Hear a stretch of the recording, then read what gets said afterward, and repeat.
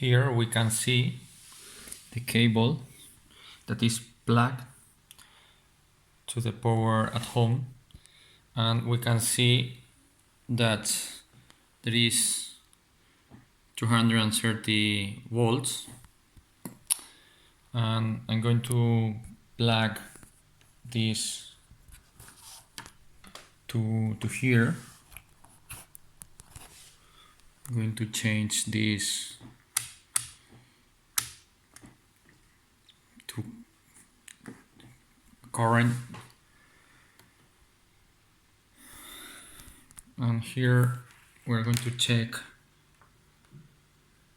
the voltage.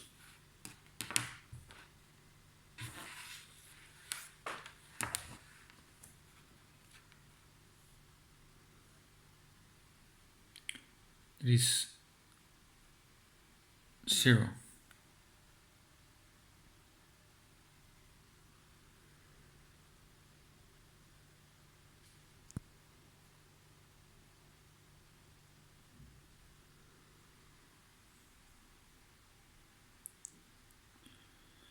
Somehow the power adapter